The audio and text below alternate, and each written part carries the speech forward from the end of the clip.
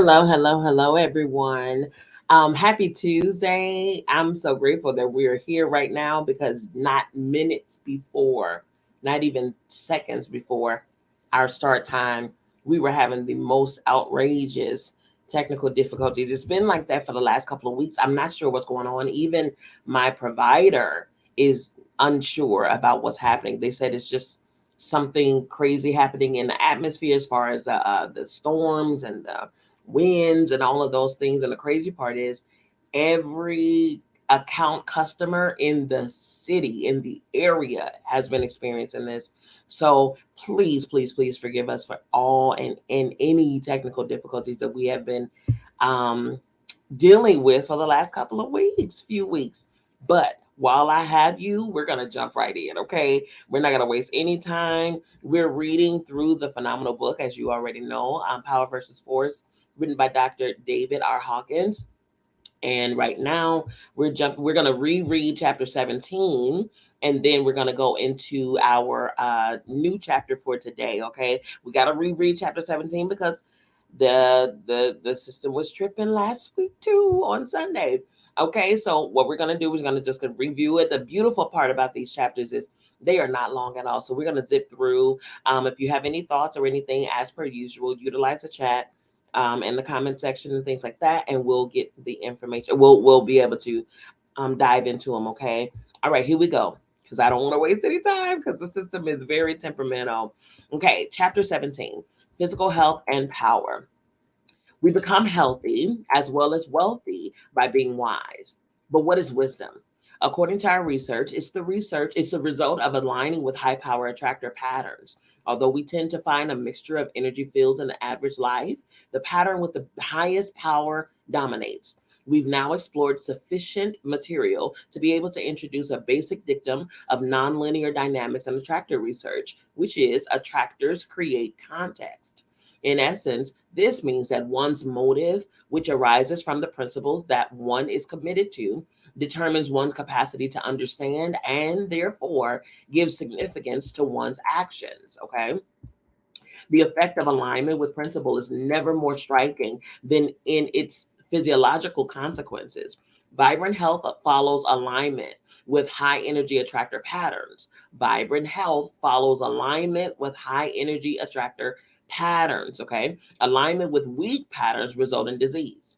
That this syndrome is specific and predictable and can be proven through a demonstration meeting the scientific criterion of 100% replicability is a fact that by now is familiar. That is so true. That is so true. Attaching yourself to negativity will result in sickness and disease. Attaching yourself to positivity, high energy, vibrant frequencies and high frequencies and things like that results in, health, vibrant health. The human central nervous system clearly has an exquisitely sensitive capacity to differentiate between life supportive and life destructive patterns. Absolutely. High power attractor energy patterns, which make the body go strong, release brain endorphins to have a tonic effect on all of the organs. Adverse stimuli release adrenaline, which suppresses immune response and instantaneously causes both weakness and even breakdown of specific organs depending on the nature of the stimulus. So depending on what the stimulus is, what type of negative stimulus it is, it could be life supportive, it could be life destructive, depending on what it is. The central nervous system. This is why I say our bodies are brilliantly, ingeniously crafted because our central nervous systems knows how to determine the difference between supportive and destructive, and it's going to respond to that, right? Our bodies responds to it. Our bodies know it's been crafted to know. Okay, that's why we can enter a room, and if it's negative energy in the room, our senses go haywire. We're like, I don't know what's happening, but it just something feel right. That's your central nervous system. That is your inner intuition, your inner knowing. Those are the programs that were already crafted in our bodies, in our physical bodies, to tell us what is and what is not good for us, right? So problem is we don't listen to that enough. Okay, this clinical phenomenon forms the basis for such treatments as chiropractic, acupuncture, reflexology, and many others. These therapies, however, are usually designed to correct the results of an energy imbalance. But unless the basic attitude that's causing the energy imbalance is corrected, the illness tends to return. That is correct.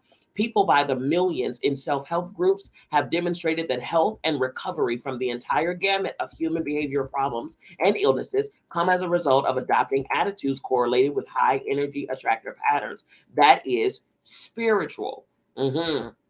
Generally speaking, physical and mental soundness are attendant upon positive attitudes, whereas poor physical and mental health are associated with such negative attitudes as resentment, jealousy, hostility, self pity, fear, anxiety, and the like. So, for those who are always bitter, always angry, always battling, fighting, and drama and toxicity and all of those things, pay attention to their health.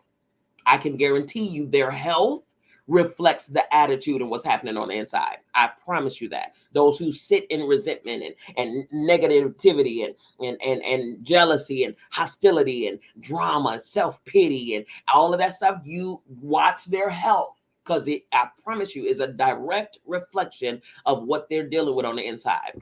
In the physical and psychoanalysis, positive attitudes are called welfare emotions, and the negative ones are called emergency emotions.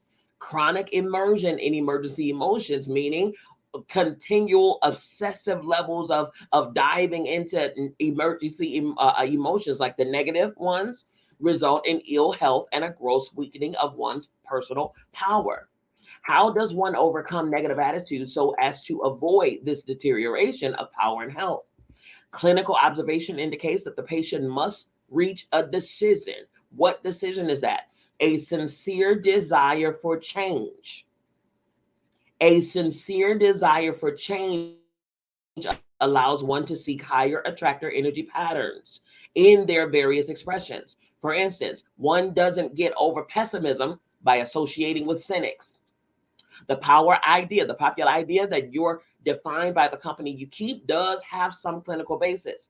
Attractor patterns tend to dominate any field. Thus, all that's really necessary is to expose oneself to a high energy field, and one's energy at inner attitudes will spontaneously begin to change. That is absolutely correct. If you're feeling the negativity, expose yourself, get yourself around high energy people, high energy and positive environments. I can guarantee you your levels will go up. Okay. There's a term that somebody, it was a minister years ago, said you're going to be like who you hang out with. Okay. Whatever your energy, whatever your atmosphere of choice is, that's going to reflect in your life, in your energy, in your health, in your mental, in your words, and your behavior, for sure. This is a well-known phenomenon among self-help groups. It's reflected in the saying, just bring the body to the meeting. Bring the body to the meeting. Hello, everybody. Welcome, welcome. We are airing live on Clubhouse, Facebook, YouTube, LinkedIn, all of the places. Okay. Welcome, welcome, everybody. Okay.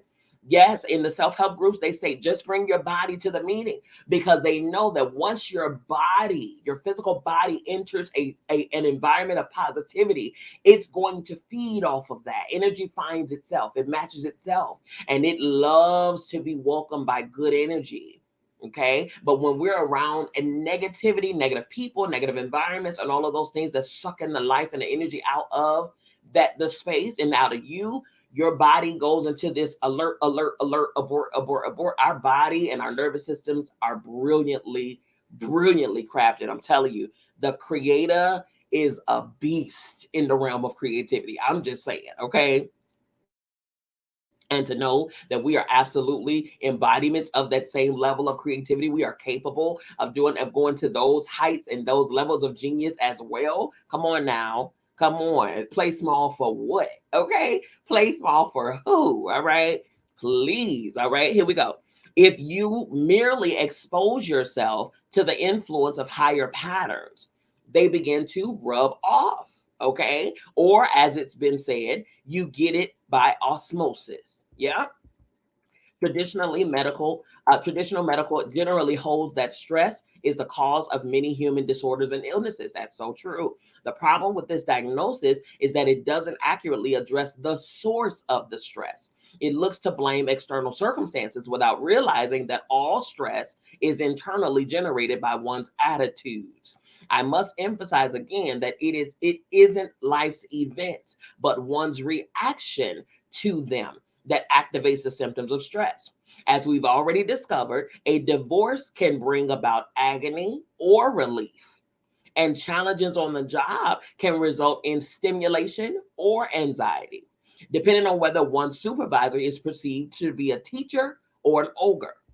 Our attitudes stem from our positions, and our positionality has to do with the motive and context.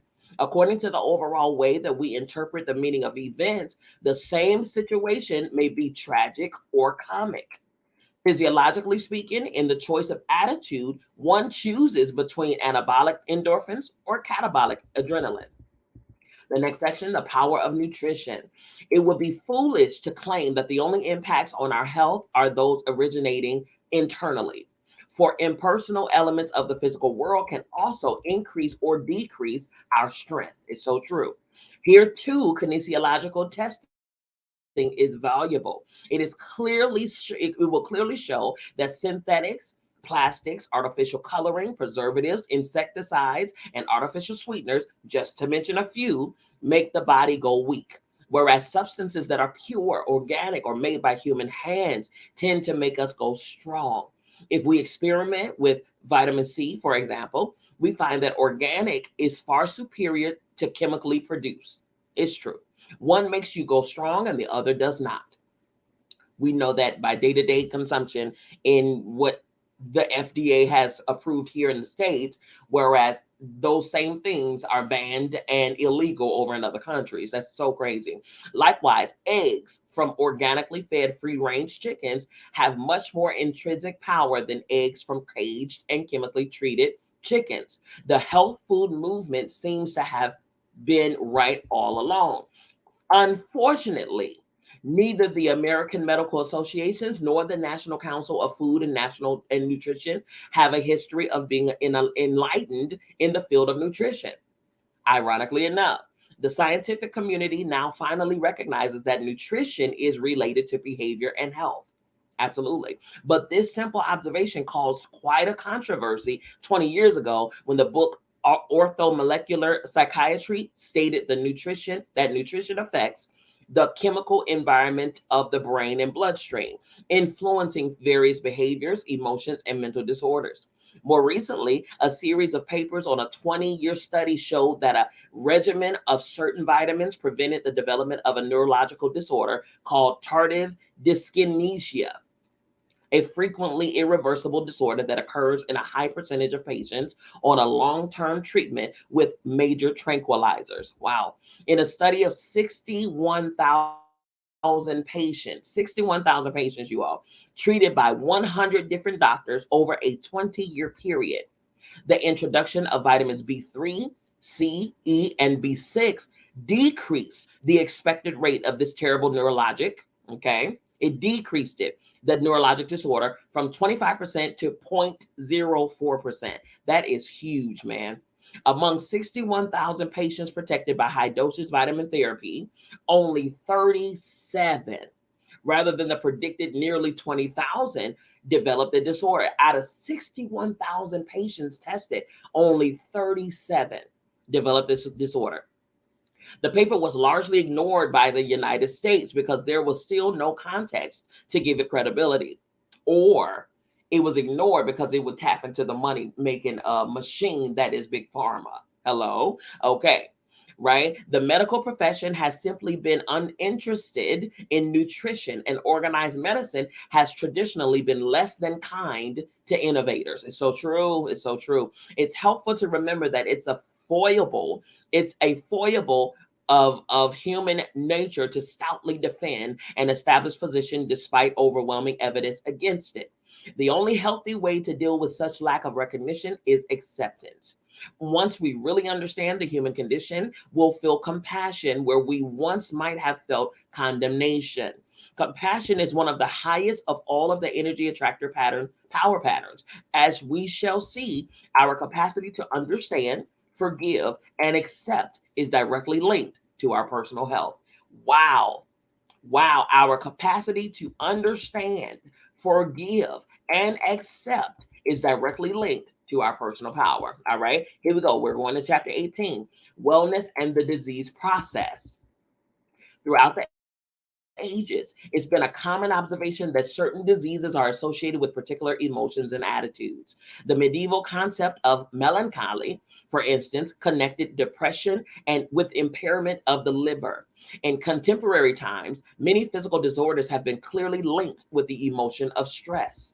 Wow, that emotions do have physiologic consequences is well documented.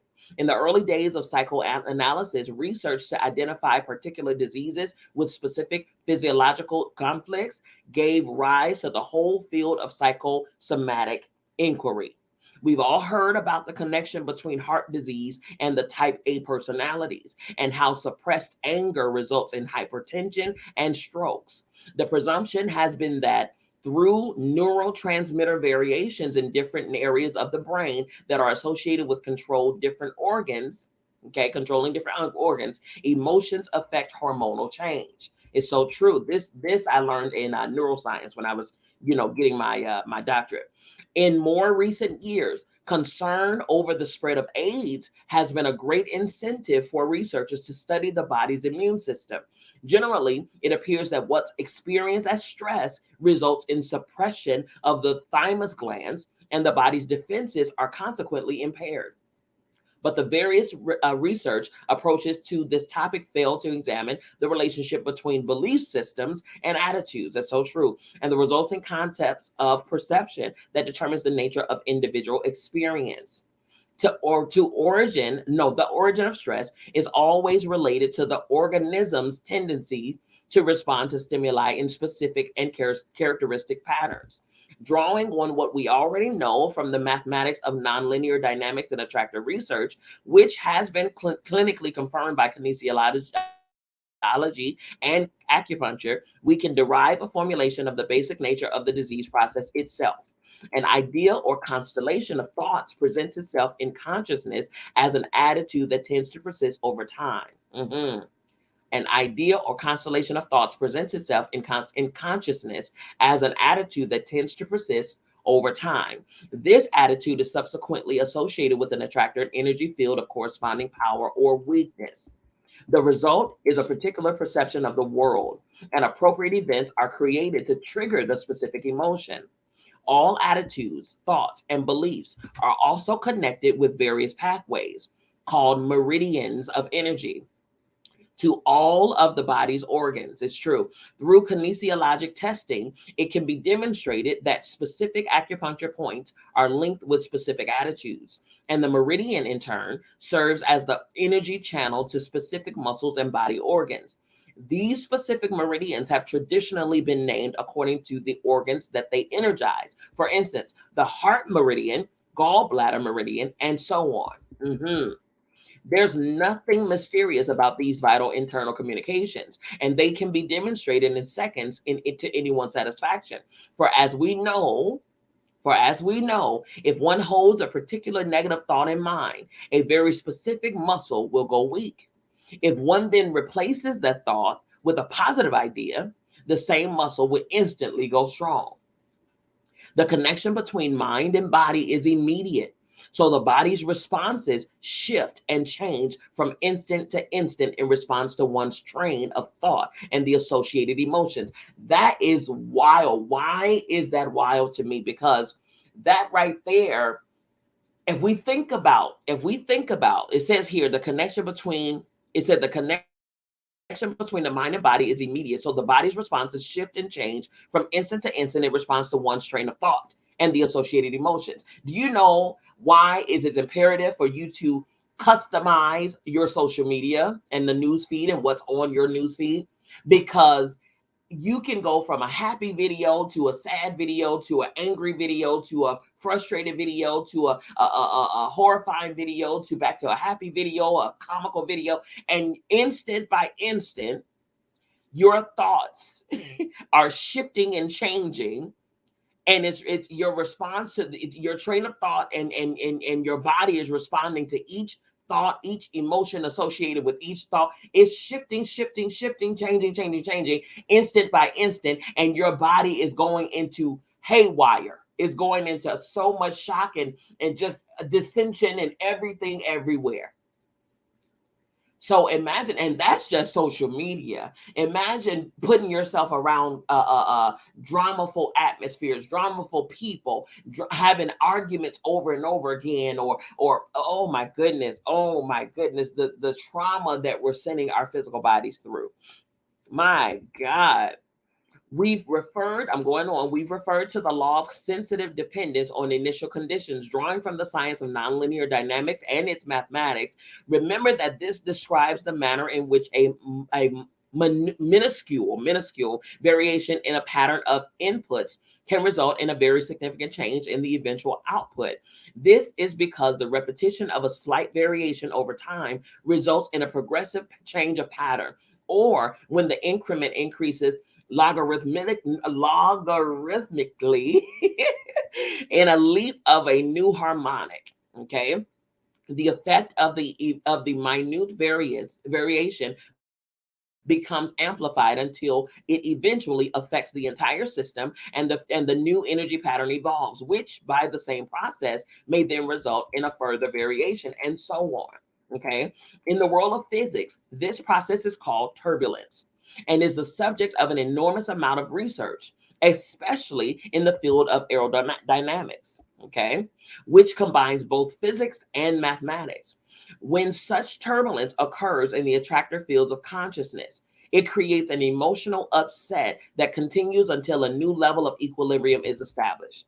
When the mind is dominated by a negative worldview, the direct result is a repetition of minute changes in energy flow to the various body organs. We are sending our bodies through hell and back, moment by moment, with all of these opinions about everything and everybody that has absolutely nothing to do with us. Okay, it has absolutely nothing to do with your mission, your purpose, your walk, your calling, your anointing, your gifts, your talent. It has nothing to do with nothing. But we have to involve ourselves, therefore sending our bodies through hell and back. Wow, wow, wow. Here we go. The subtle field of overall physiology is affected in all of its complex functions, mediated by electron transfer, neural, hormonal imbalance, nutritional status, and the like. Eventually, an accumulation of infinitism changes becomes discernible through measurement techniques such as electron microscopy, magnetic imaging, X-ray, or biochemical analysis. But by the time these changes are detectable, the disease process is already quite advanced. It's so true. Because here's the thing, the term as above, so below, as within, so without. It always starts within, and then it manifests without. But by the time you see the outward effects, it has run its course internally. There's always a whisper before a scream. And so when the symptoms were subtle, but your body was trying to communicate with you, but you too busy in rah stage, okay? Always fussing and all in the middle of the foolishness and all of that stuff, you can't hear. Your body's communicating with you. You were out of connection with your being. The one that you're with, you've been with since the day you were born. The one that you should have the closest relationship with, you with yourself.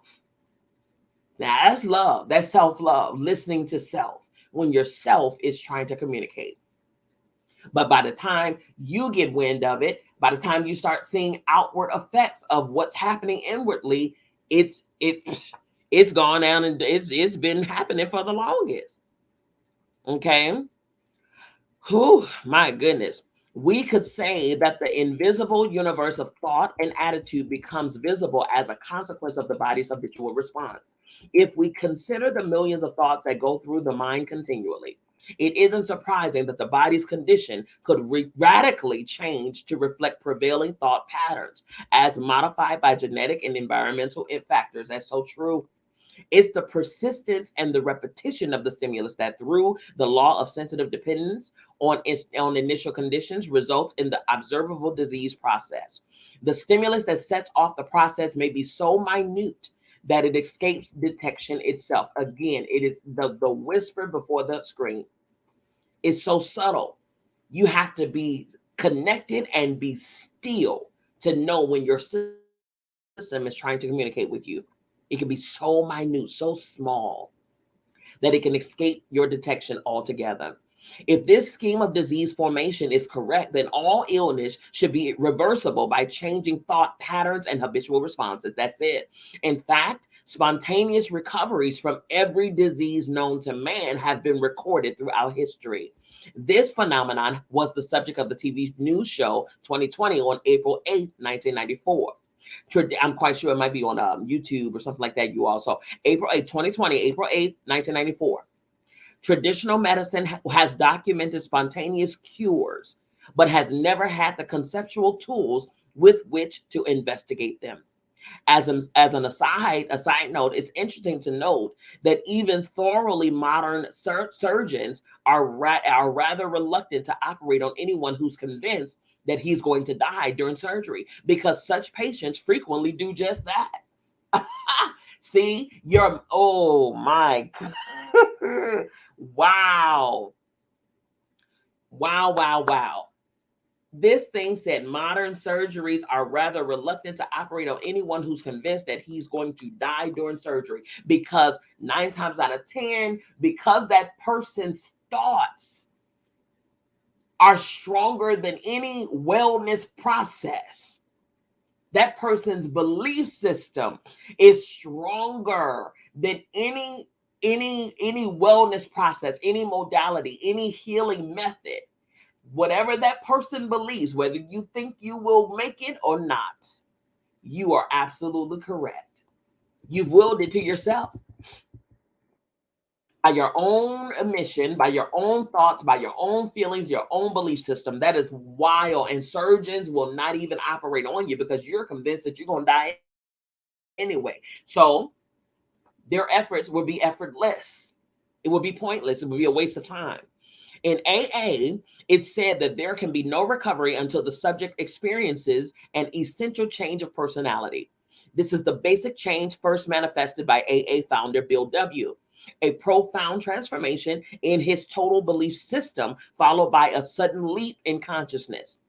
Such a major metamorphosis in attitude was first formally studied by the American psychiatrist Harry Tidebout, who treated a hopeless alcoholic who was the first woman in AA. She underwent a profound change of personality to a degree unaccountable through any known therapeutic method.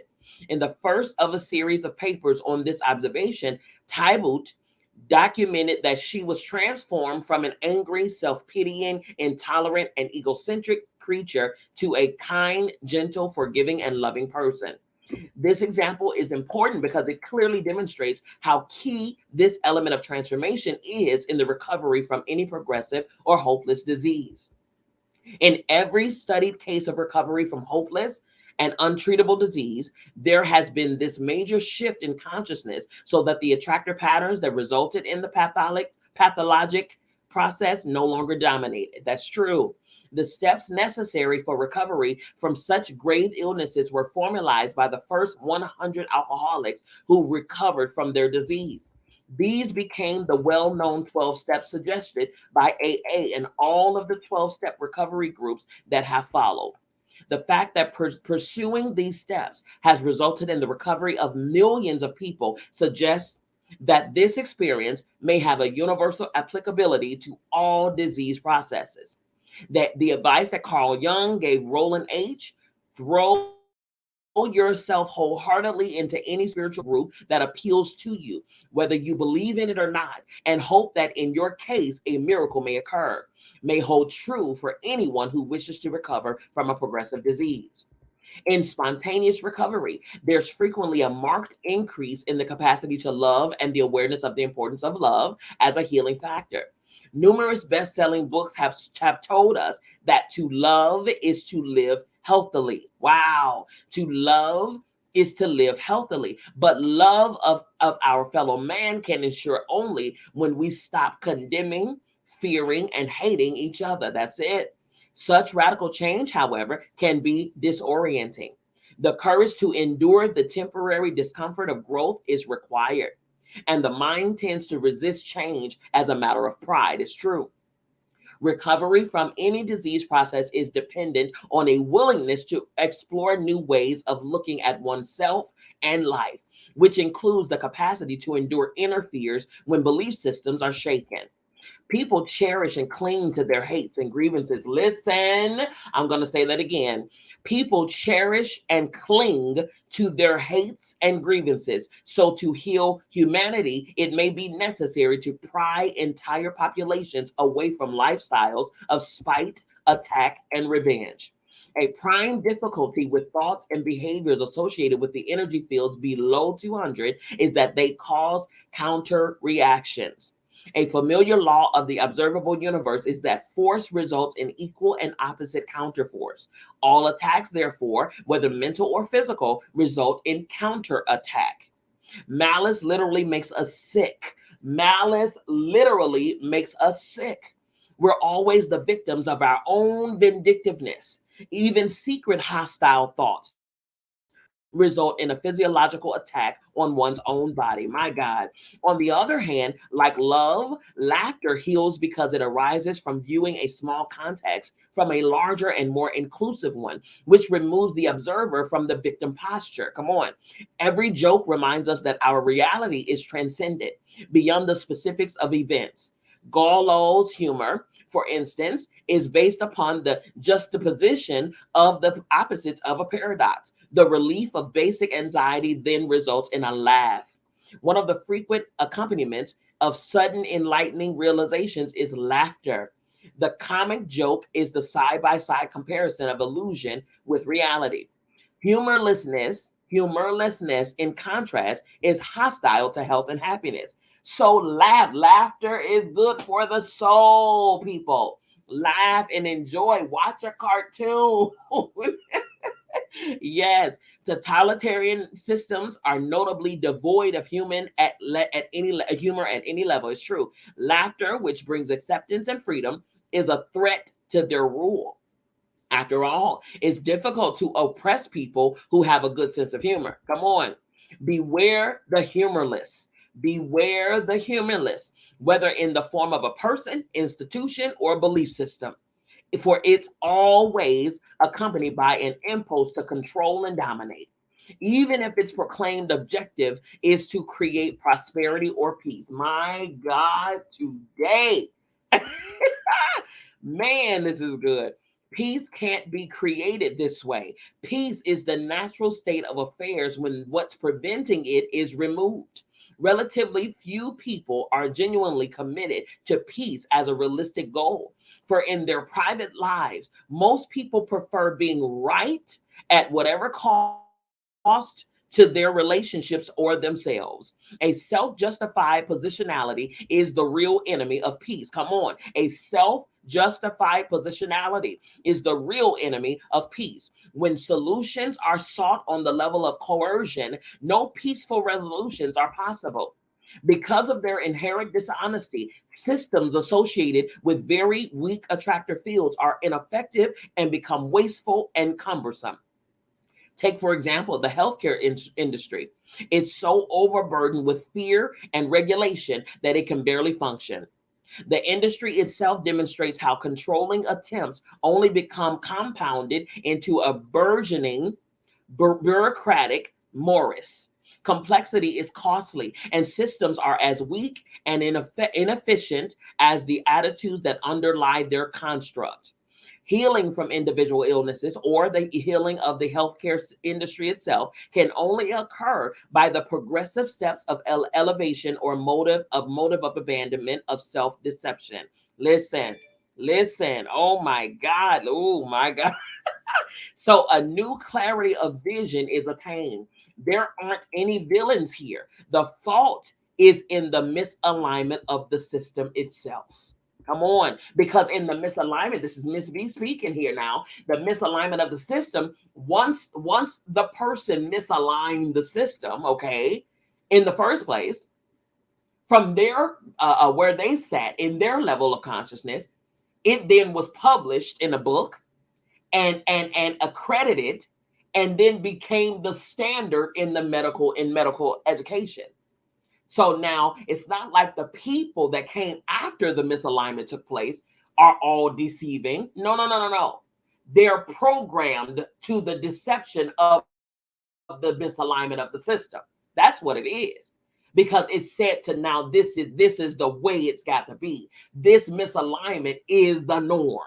That's what is being taught. That's why some educational systems you have to debunk sometimes. You got to go in and go deeper and go beyond the four walls of the educational system. Okay? That's what's going on there. All right.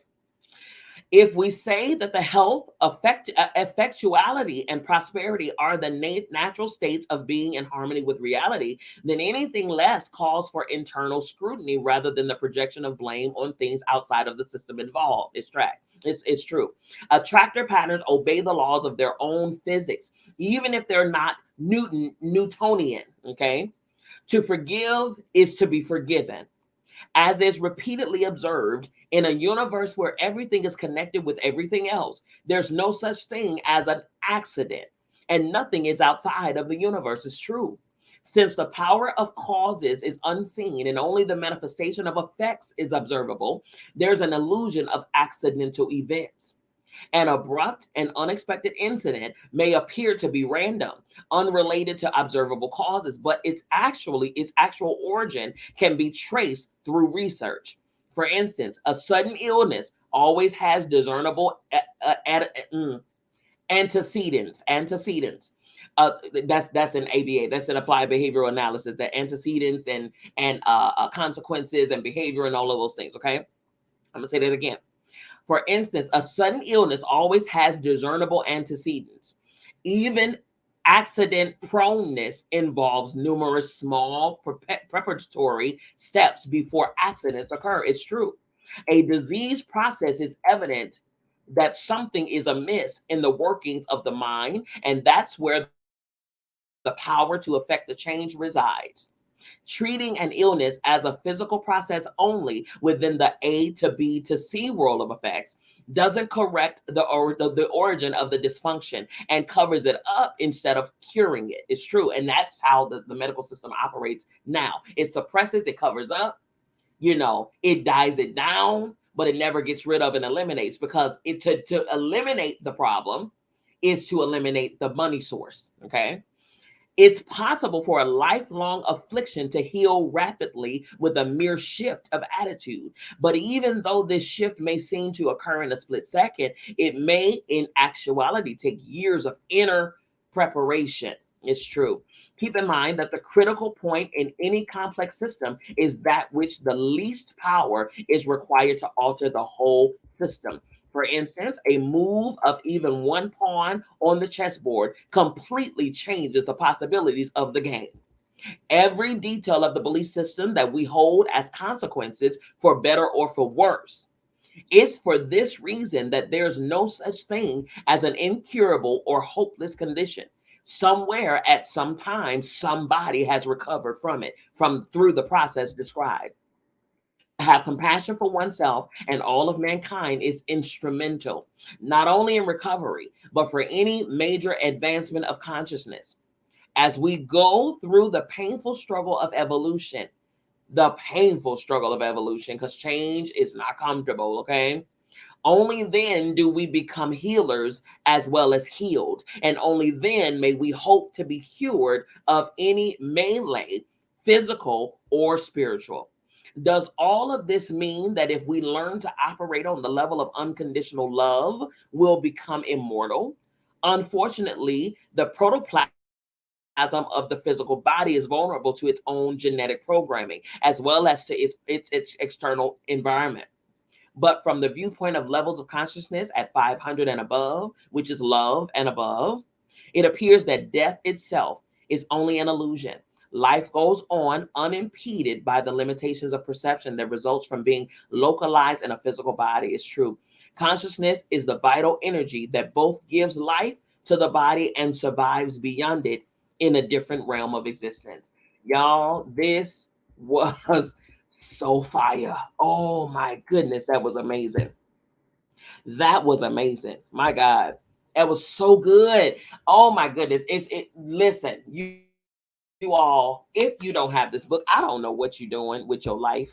Okay? If you don't have if you don't have this book, you are tripping. Okay? Get this book. All right? Get the book. Get the book. You can get the book by reaching out to me in any way that you can. Be via email. Nope. I don't care.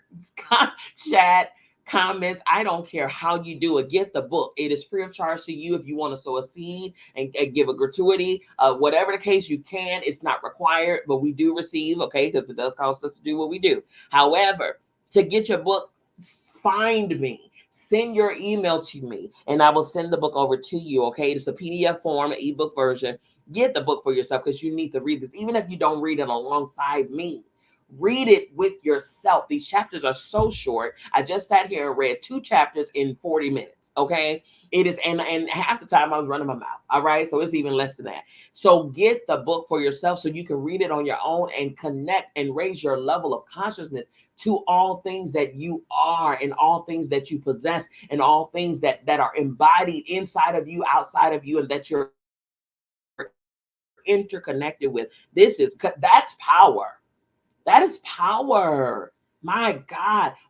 And I tell this to my clients. I tell this to my clients all the time.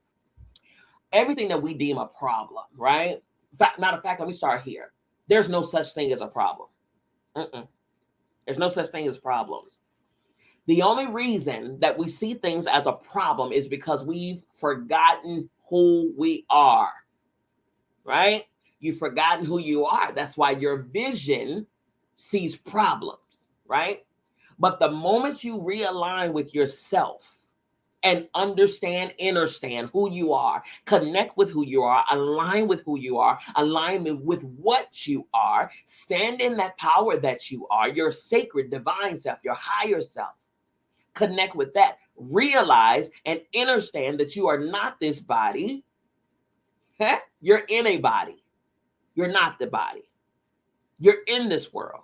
You're not of this world, right? Your duty is to infuse this world with who you are from your actual, authentic self.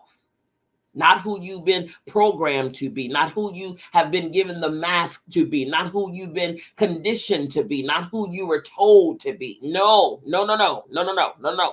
Unmask yourself. Unmask yourself and get to who you are, get to your center, get to your truth. And then once you do that, you can show up and see these quote unquote problems as opportunities to demonstrate who you are. That's what that is. That's what that is. My goodness, man. The only reason that we suffer in this being and in this life is because we believed the stuff. Our belief system is connected to the stuff of this place. When you're not from here, you're not of here. You just are here. Man, reconnect, man. Realign yourself with yourself as yourself.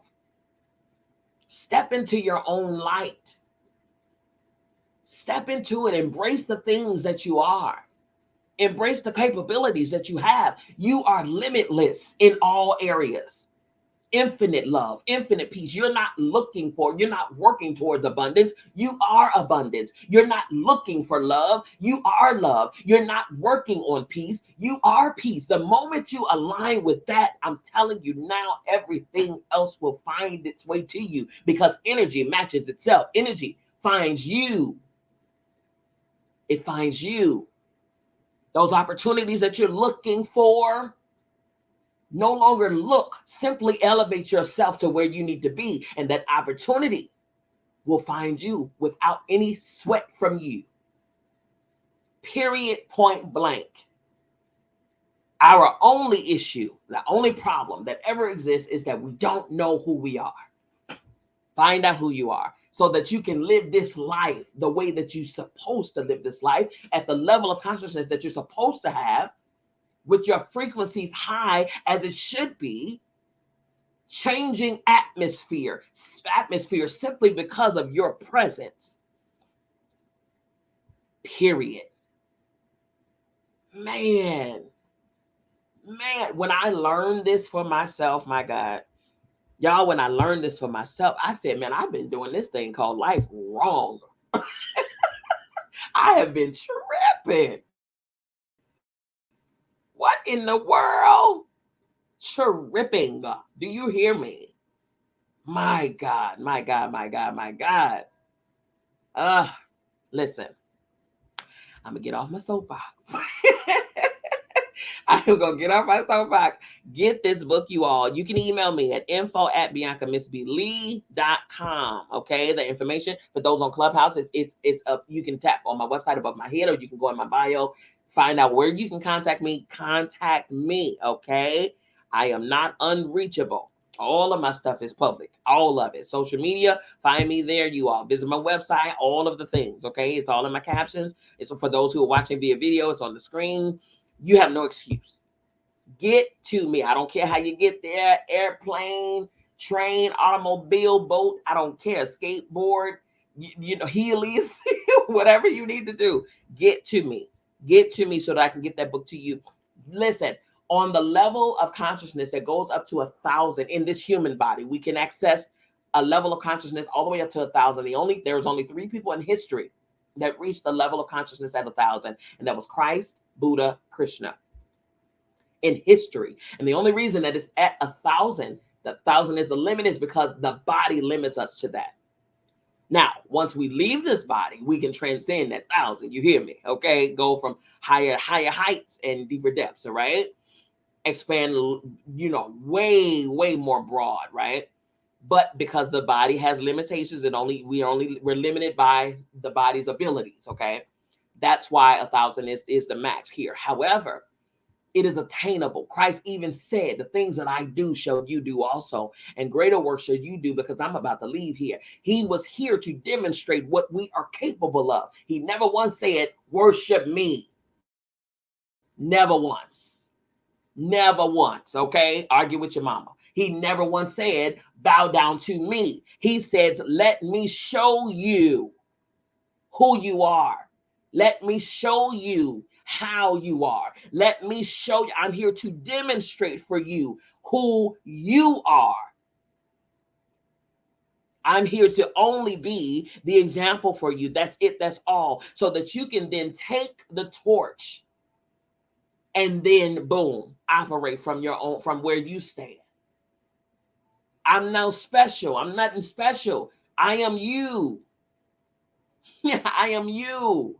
That's it. That's all. Right? Stand in that consciousness. Align with that consciousness. Elevate yourself to that level of consciousness, man. Do that.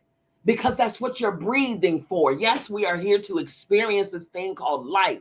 But I promise you, your contract for this life is to do something deeper. But it's going to require you to align yourself with yourself as yourself. Right?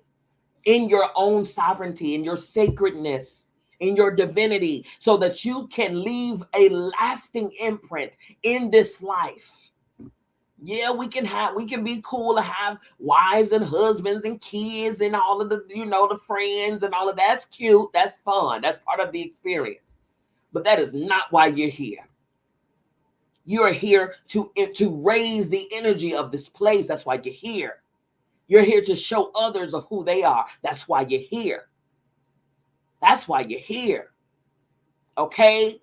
The reason that you are Black is because of that right there. Because who you need to be in this life and the demonstration that you need to demonstrate in this life it requires you to be Black. It requires you to be white.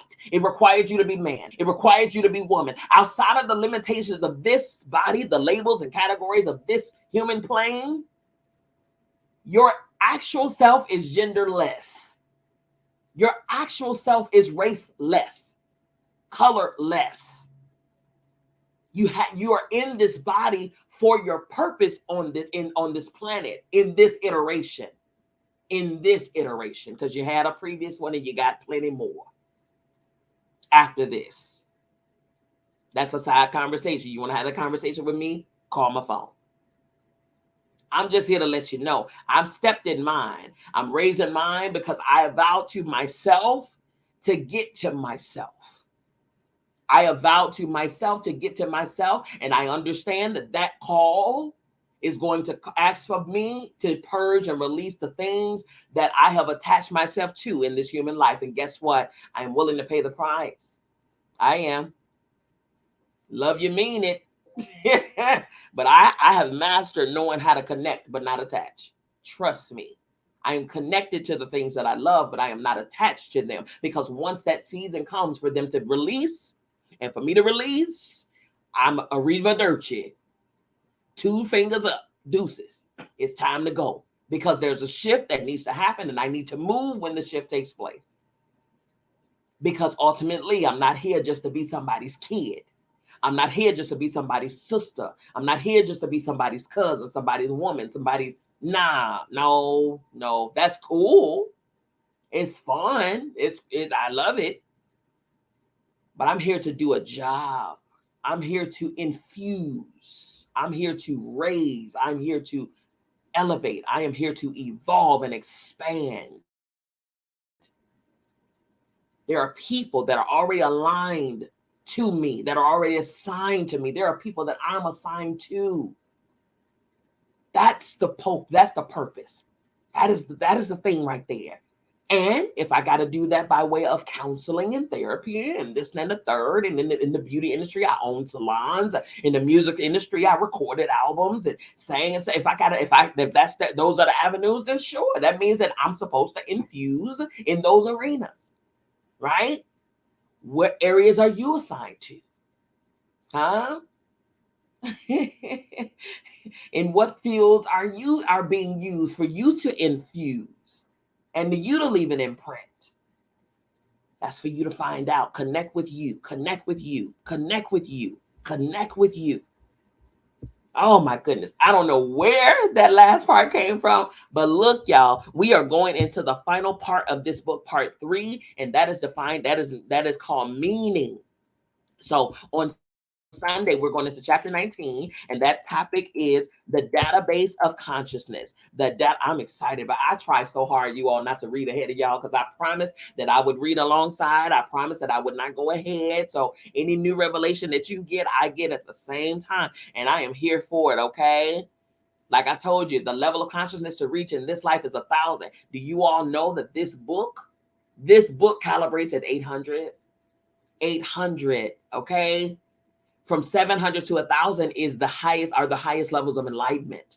700 to 1,000. Gandhi, Mother Teresa reached 700. The book that we're reading, you all, is 800. Stop playing. Simply reading the book will elevate your level of consciousness. Come on. And y'all not blowing my email up to get this book? Are you nuts? Are you nuts? I'm just saying. You don't want it, I get it. No worries. I'll get it. I'll take it. I don't turn down nothing but my collar. Amen, somebody. Come on here. All right, you all. Sunday, 5 p.m. Eastern Standard Time. We're reading chapter 19, The Database of Consciousness, right here at Divine Femininity United. Listen, you all, as you already know, I love you. I mean it. There is absolutely, positively nothing, and I mean nothing that you can do about it. Don't you even try, because it ain't going to work, okay? I will see you back here on Sunday. Have a phenomenal rest of the week. A phenomenal rest of your evening, okay? All hits, no misses, all wins, no losses, because it's not in our blood. It's not who we are. We're not losers, we're winners, okay? All righty, I'll see you back here Sunday, right here at Divine Femininity United. Peace.